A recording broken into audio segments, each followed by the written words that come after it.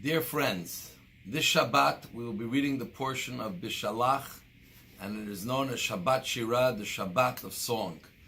We read the story of the Jewish people crossing the Sea of Reeds and the song that they broke out into, thanking God for saving them, punishing the Egyptians, which was sung by the Jews and the women, led by Moshe and Aaron and his sister Miriam.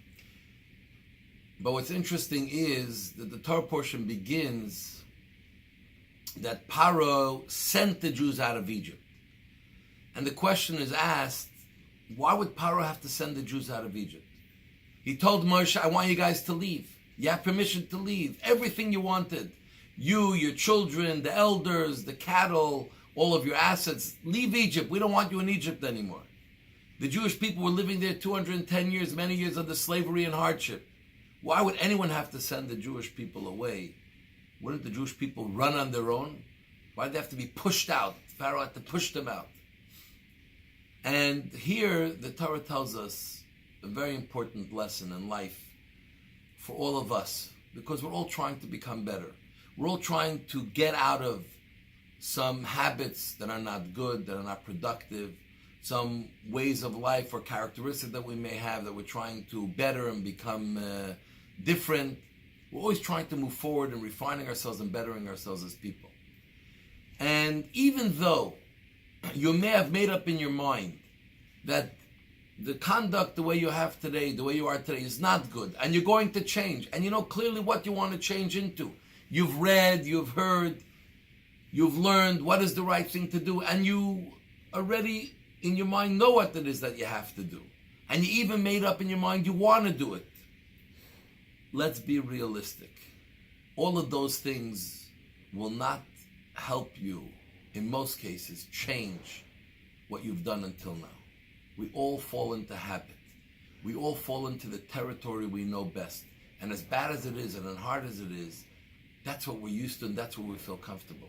The Jewish people in the desert, every time they've met a challenge, the first thing they said was, take us back to Egypt. We were slaves, but at least we knew what tomorrow will bring, and we can live with misery because we know what the misery is.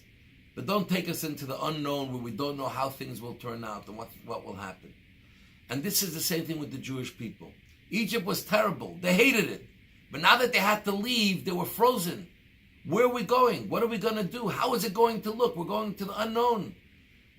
And they weren't ready to leave. Pharaoh had to chase them out of Egypt. Pharaoh needed to push them out. When they were pushed out, then they started the process of the exodus, of leaving Egypt and starting a whole new chapter in their lives, a very different chapter. And so it is with us. When we make resolutions to try to do something different or better, we shouldn't just rely on the fact that we know ourselves what has to be done. But we should try to get the help of our friends, of those around us. We shouldn't have to rely on enemies having to push us out. But let's get others around us who are friends, who will do it with love, who will push us to do a little bit more. Last night was the 10th of Shvat, the day, the yahrzeit of the previous Rebbe, and the day that our Rebbe became Rebbe. And as customary by Chassidim, on all these occasions, we have a farbrengen. What is a farbrengen? When Jews get together to hear inspiring words, to learn lessons from the day, with the importance of the day, and most importantly, to take resolutions of how we can be better tomorrow. And the Rebbe once told the visiting professor, sat with the Rebbe for many hours, and at the end said, Rebbe, I'm not worthy of being your chassid. I'm not such a great Jew. I don't necessarily do everything correctly. And the Rebbe said, to be my chassid, all you have to do is to want to be a little bit better tomorrow. And if Farbrengen is a time when everyone tries to make resolutions to be a little bit better. But we do it at a Farbrengen, we do it together with others because the others encourage us, give us that push that not only we want to be better, but we're going to be better. There are people that we're accountable to. There are people accountable to. There are people that are there rooting for us. There are people that are giving us that extra little encouragement that we could go into the unknown and find new horizons. And that's why it's so important, not only to practice Judaism in your own little world, but to become part of a community. Come to shul, be with others, because they give you that push. Sit with others and do Jewish things together. Study with others. When you're with others, you get the push with love and with care, and a push that will help you grow the way you want to grow and the way you can grow. And this is B'Shalach. To cross the sea, you got to be pushed a little bit.